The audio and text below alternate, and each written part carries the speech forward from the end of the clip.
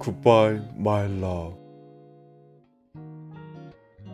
장애인 특혜 군대 면제. 1990년 징병 검사장을 빠져나오며 국가에서는 다시금 나에게 장애인이란 딱지를 붙였다.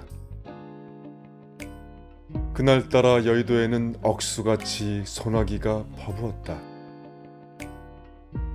흠뻑 젖은 몸을 이끌고 비를 피해 버스 터미널로 뛰었다. 축축하게 내 머리를 타고 내려오는 빗물들. 벌써 많은 사람들이 갑작스레 퍼붓는 소나기를 피해 옹기종기 모여 수다를 떨고 있었다. 머릿속이 복잡해옴을 의식한 난 주머니 깊은 곳에서 담뱃갑을 꺼내 들었다. 다행히도 겁만 젖어 담배 몇 가치는 훌륭할 정도로 멀쩡했다. 담배를 꺼내 물자 사람들의 시선은 알게 모르게 혐오스럽게 뒤바뀌었다. 사람들의 시선을 의식한 난 재빨리 오른손을 호주머니 속에 넣었다. 너무 다급한 나머지 라이터를 들고 있던 오른손을 넣었기 때문에 라이터를 빼기 위해 왼손으로 오른손 주머니를 뒤적거리는 모습까지 보여 기분이 불쾌했다. 왼손으로 모든 걸 해결하고 담배 한 모금을 깊이 빨아들였다.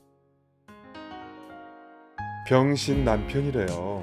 성만이하고 미애는 부부래요. 눈만 감으면 어릴 적 그 고통 속에 일들이 생각난다. 그렇다. 난 인정하기 싫지만 난 장애인이다. 손가락 병신. 다들 멀쩡한 손가락이 왜 나만 이렇게 생겼는지. 내 오른손의 손가락은 단 3개뿐이다. 절단된 적도 없고 다친 적도 없다. 천성적으로 타고난 내 오른손 엄지와 검지, 그리고 한 덩어리로 뭉친 볼품없이 징그럽기만 한 3번째 손가락. 어릴 적부터 난 이 손가락 때문에 많은 놀림을 받아야 했다. 그 이유인가 난 상당히 내성적이고 이기적이 되어버렸다. 언제나 이 징그러운 손가락을 감추기 위해 호주머니 속에 잘 넣어 누가 보이지 않게 했고, 당연히 난 왼손잡이가 되어야 했다. 난 초등학교 5학년 때까지 친구가 단 한 명도 없었다. 초등학교는 의무 교육이었고 난 성격 장애자가 아닌 이상 보통 학교에 보내줘야 했다. 그리고 내가 살던 곳에는 장애인 학교가 없었다. 그곳에서 난 지옥 같은 초등학교 시절을 보냈다. 잊을 수 없는 초등학교 5학년. 내가 처음 친구를 사귀게 된 그때. 난 학교에서 언제나 제일 끝자리에 앉아 있었다. 내 옆에 짝꿍을 앉혔다간 부모님들의 항의로 학교가 발칵 뒤집히기 때문에 언제나 마련된 나의 자리는 청소함 옆 맨 뒤. 아이들 무리와 한참을 떨어진 청소함의 옆. 거기가 나의 책상이 있는 내 자리였다. 그리고 초등학교 5학년 때 내 옆에 걸상이 하나 더 놓여졌다. 그 자리의 주인공이었던 정미애라는 아이. 5학년 1학기 초에 그 애는 전학을 왔다. 선생님이 처음 전학 온 아이를 내 옆에 앉히는 게 어린 나로서도 정말 이해가 안 갔다. 나 자신도 인정하기 싫지만 애들이 싫어한다는 것쯤을 느낄 수 있었으니 곧 내 옆에 이 아이도 내 오른손을 보고 놀래 날 피하고 다른 아이들과 함께 놀릴 것 같은 생각이 들었다. 그래서 난 더더욱 오른손을 주머니 속에 감추기만 했다. 하지만 시간이 흐를수록 그건 나의 빗나간 생각이란 걸 느끼게 되었다. 한동안 그 아이는 정말 말이 없었다. 그냥 나의 어리벙한 표정을 보고 배시시 웃기만 했다. 정말 맑은 눈을 가진 아이였고 너무나 순진하고 청순할 정도로 깨끗한 모습을 풍겼다. 처음에는 몇 마디 걸어볼까 했지만 나 때문에 이 아이도 놀림을 받을 것 같아 그냥 말았다. 그러던 어느 날 마음을 단단히 먹고 뛰는 가슴을 진정시키며 몇십 분 동안 고민하다가 처음 그 아이에게 말을 건넸다. 너 어디 살아? 첫 마디 치고는 너무 볼품없지만 긴장 상태에서 나온 말이라 이 말 하나 튀어나오기가 정말 어려웠다. 하지만 그 애는 정말 표현할 수 없는 이상 야릇한 웃음. 글로 표현하자면 이빨을 다 드러내고 배시시 웃어댔다. 그 웃음을 뭐 때문에 그렇게 아주 어린 아이처럼 웃는지, 처음으로 가져보는 짝꿍이라 그런지 매일 긴장된 기분이었고 알 수 없는 야릇한 감정까지 생겼다. 어느 날 무의식적으로 책을 정리하다 꺼낸 나의 오른손에 그의 시선이 닿았다. 뜨끔한 마음으로 손을 책상 밑으로 숨기고 사색이 된 얼굴로 그의 얼굴을 봤을 때 그 아이는 정말 알 수 없는 배시시한 웃음을 지으며 날 바라보았다. 그런 적은 처음이었다. 그 아이는 정말 착한 천사 같았다. 정말 말이 없던 그 아이. 하지만 나의 황홀한 착각마저도 끝나게 되었다. 그 아이는 약간은 짐작은 했지만 빗나가길 바라며 기도했던 나의 바람이 꺾어지고 말았다. 그 아이는 농아였다. 내 짝꿍은 벙어리 말을 못한다는 소리다. 그 담임이란 작자가 내 옆에 앉게 한 이유도 바로 이런 이유였다. 그 후 아이들은 더욱 철저하게 나를 놀려댔다. 예전보다 더 심하게 나를 괴롭혔다. 그리하여 난 병신 남편이 됐고 그 아이는 병신 부인이 되었다. 내 주위로 빙둘러 빠져나가지 못하게 한 다음 빙빙 돌아가며 노래처럼 흥얼거리며 나를 병신 남편이라고 놀려댔다. 쭈그려 앉아 오른손을 주머니 속에 안 보이도록 감추고 겨우 나온 왼손으로 나는 살아야 했다. 나는 학교 생활을 지내야 했다. 그 아이의 차림을 봐서 꽤 부잣집 딸 같았지만 그 아이의 그 이쁘고 깨끗해 보이던 옷들도 학교가 파할 때쯤이면 걸레짝처럼 더럽게 진흙 얼굴이 져서 초췌한 모습으로 집에 돌아가곤 했다. 아이들이 미애를 놀려대면 그 애는 뭐가 좋은지 그냥 배시시 웃기만 했다. 그 아이가 할 수 있는 건 그냥 배시시 웃는 것뿐이었다. 배시시 웃는 그 애한테 아이들은 흙을 뭉쳐 던지고 돌을 던지곤 했지만 그 애가 하는 것이라고는 배시시 웃을 뿐 화를 내거나 우는 적이 없었다. 반 아이들이 우리들의 몸에 손이라도 스치기만 하면 벌레 만지듯 놀란 듯 인상을 찡그리고 심한 아이들은 손까지 씻곤 했다. 우리는 그렇게 벌레보다 못한 취급을 받았다. 차라리 우리를 외면하는 게 우리에게는 도움이 됐다. 한바탕 놀림이라도 받고 나면 며칠 동안 계속 터져나오는 울음을 참을 수가 없었기 때문이다. 어느 늦은 봄날이었다.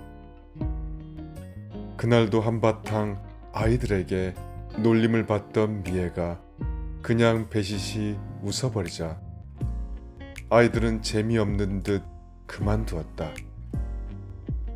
난 미애가 그렇게 배시시 웃는 게 정말 싫었다. 왜 화도 내지 않고 울지도 않고 저렇게 배시시 웃을까? 학교가 파하고 난 미애를 따라가 다짜고짜 따지고 들었다.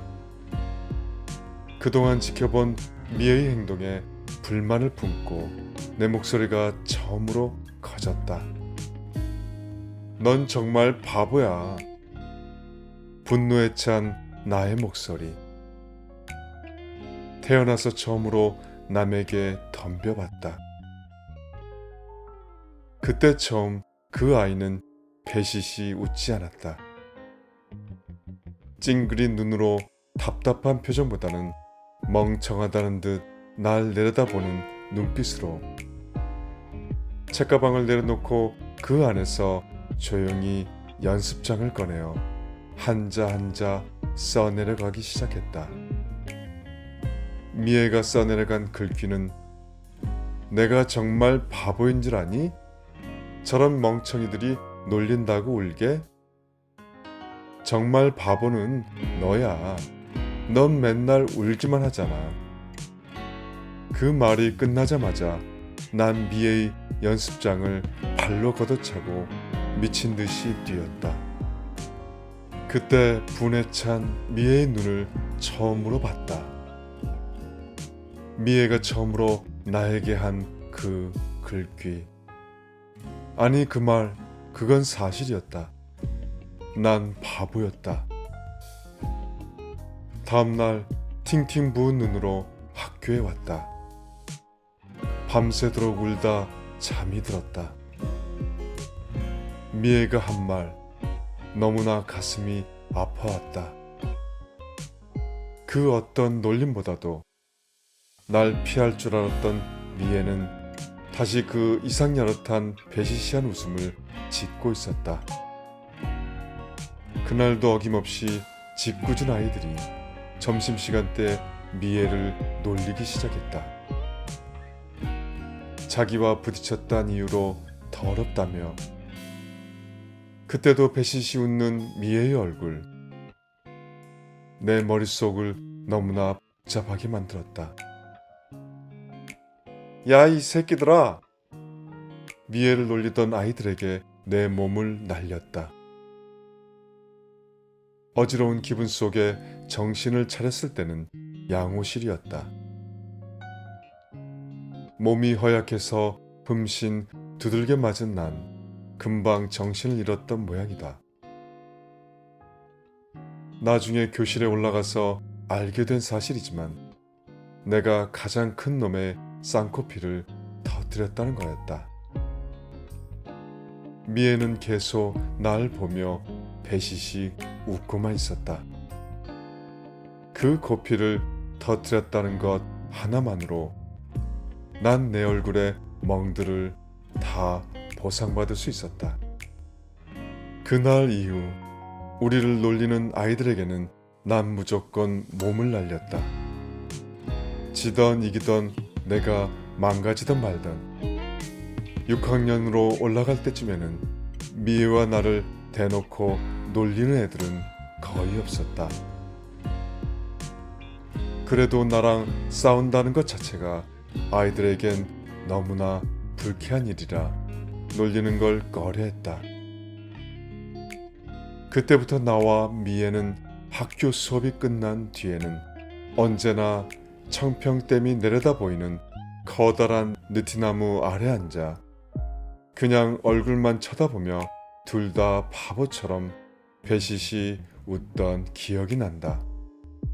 그 파란 하늘과 초록빛 강, 나의 추억 속에 가장 깊이 자리 잡은 그 언덕, 해가 질 때면 장밋빛으로 변하는 언덕. 미애는 정말 이제 나의 짝꿍이 되었고 배시시 웃는 미애 얼굴이 너무나 아름답게 느껴졌다. 언제나 같이 다니던 단짝 친구 미애가 6학년 때 해외로 이민을 떠났다. 미애가 떠나기 전 준 가죽 목걸이는 아직도 가지고 있다. 떠나기 전 전날 밤이 새도록 울었던 기억이 난다. 미애가 떠난 곳은 미국이었다. 미애가 떠났어도 난 미애의 소식을 계속 들을 수가 있었다. 내 짝꿍의 편지. 미애의 커가는 모습이 사진 속에 담겨왔고 미애는 해가 갈수록 아름다워졌다. 머리가 허리까지 내려왔고 깊고 쌍꺼풀 졌던 눈도 이제 성숙해가며 더욱 까만 눈동자가 반짝거리는 듯했다. 한 달에 수십 통씩 오던 편지들. 내가 고2 때까지 미애에게 받은 편지만 1000통이 넘어갔다. 내 평생 단 한 번이었던 내 짝꿍 미애. 고2 여름을 넘길 때쯤에 미애는 불현듯 컴퓨터를 배웠다며 컴퓨터 프린터물로 편지를 찍어 보내기 시작했다. 그것도 잠시. 몇 통 오다가 나의 유일한 낙이었던 미애의 편지마저 두절되었다.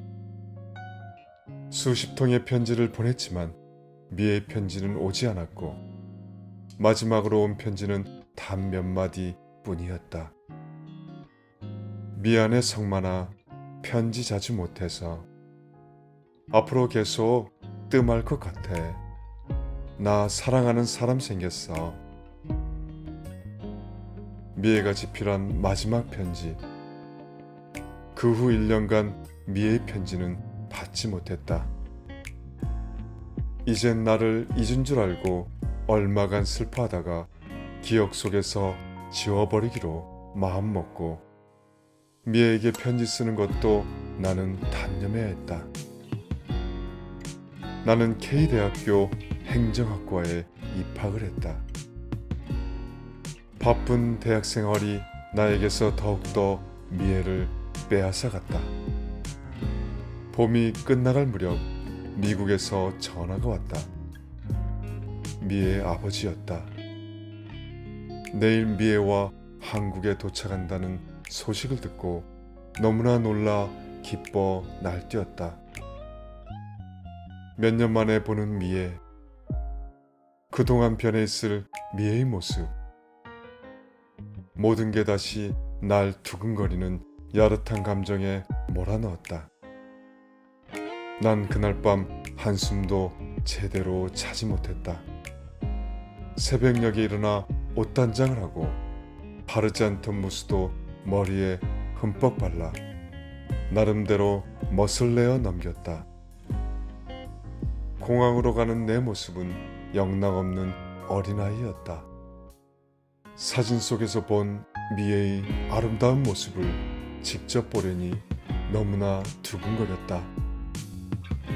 공항에 도착했을 때쯤 약속 장소에는 검은 정장을 곱게 차려입은 중년 신사가 엄중한 표정을 지으며 서 있었다.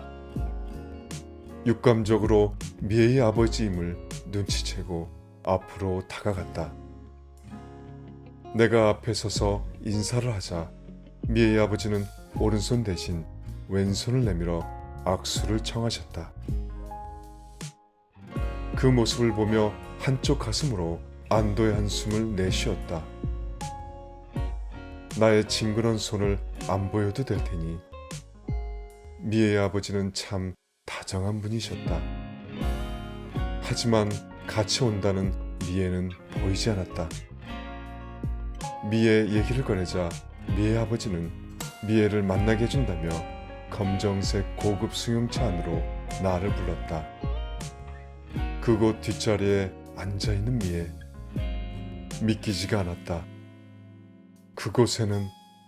그곳에는 검정색 보자기에 흰 리본이 묶여있는 네모난 사각 나무 상자, 선명하고 날카롭게 새겨져 있는 그 너무나 그리운 이름 정미애. 눈물이 나오지도 않았다. 상황을 눈치챘을 때는 난 미애 아버지와 시내를 떠나 교회로 향하고 있었다. 미애 아버지는 붉게 충혈된 눈과 사색이 든 얼굴로 조용히 내게 미애의 과거에 대해 말을 꺼냈다. 미애는 나처럼 선천적인 장애인이 아니었다. 미애가 초등학교 1학년 때 괴질에 걸려 열병을 앓고 난 다음 실어증에 걸려 말을 잃었다고. 그 말이 내 귀를 심하게 자극했다. 그 어릴 적 미애가 나에게 한 말, 그 말, 정말 바보는 너야. 난 그것도 모르고 그때 내 눈시울이 불거움을 느꼈다. 미애의 아버지의 말은 계속 이어졌다. 미애가 미국으로 간 건 수술을 받기 위해서였다고 한다. 뇌종양, 실어증에서 돌아오지 않는 말을 되찾아준다는 의미도 있었지만 초기였지만 미리 발견된 뇌종양을 치료하기 위해 미국으로 건너간 거였다. 하지만 수술이 늦어지자 갑자기 악성으로 변한 뇌종양은 몇 번의 수술 끝에 끝내 미애는 어린 나이에 세상을 떠났다고 한다. 컴퓨터 프린터로 찍어보낸 건 미애가 수술을 받을 때 미애의 아버지가 직접 쓴 것이었고, 마지막으로 받은 편지는 미애가 죽기 한 달 전에 쓴 것이라고 했다. 미애는 마지막 수술 후 1년 동안 뇌사 상태였다가 며칠 전 안락사 시켰다고. 여기까지 말하고 미애 아버지는 말을 잊지 못했다. 그리고 미애 아버지는 미애 편지를 나에게 건넸다. 미애가 뇌사 상태가 되기 전날 쓴 거라고 하면서 꼭 전해주라고 했는데 이제서야 전해준다고 하면서 미애의 손으로 쓴 마지막 편지, 무척 바래진 그 편지. 성만에게, 성만아, 미안해. 거짓말해서. 나 사랑하는 사람 생겼다는 거 거짓말이야. 너를 단념하게 하기 위해서. 하지만 쉽지 않구나. 죽음을 앞두고 있는 난 이제 산소 마스크 없이는 단 1분도 생명을 연장 못하니. 내가 이 세상을 떠난다면 너가 무척이나 슬퍼할 것 같아서 말이야. 성만이는 날 짝사랑하잖아. 그렇지? 너가 말 안 해도 난 다 알아. 기억하니? 우리 어릴 적 넌 나의 기사였지. 멋진 흑기사는 못 되었어도 그래도 넌 누구 못지않는 훌륭한 나의 기사님이었어. 그리고 너가 없는 이곳에서 이제 마지막 편지를 쓰는구나. 나 너무 무서워. 두려워. 이 편지 이후에 다시 너에게 편지를 쓸 수 있을지가 모르겠다. 나를 구해줘, 성만아. 농담이야. 어제 나 수술했어. 마지막 수술이라는데 잘 모르겠어. 이 수술에 내 모든 게 달려있대. 이제 나 한국에 돌아갈 수 있어. 근데 나 너무 무서워. 이거 정말 만약이다. 정말 만약이야. 이런 말 한다고 너무 화내지 마. 나 만약 오늘이 마지막 날이라면 널 생각하면서 눈을 감을 거야. 넌 나의 기사님이었으니까. 이 고통과 무서움에서 날 지켜줄 거라 믿어. 그리고 난 너와 같이 했던 그곳, 해가 질 때면 장밋빛으로 물들던 그 언덕에서 영원히 그곳을 지키고 싶어. 난 이만 피곤해서 줄일게. 넌 아직도 나의 기사님이지? 마지막으로 너에게만 해주려고 아껴둔 말인데 정말 너에게만 해주려고 아낀 말이야. 성만아, 널 사랑해. 너의 공주님 미애로부터. 미애와 나의 추억이 담겨있는 그 느티나무 언덕, 그 아래 청평댐에 흰 눈이 내렸다. 그리고 내 마음속에도 하얀 눈이 내리고 있었다.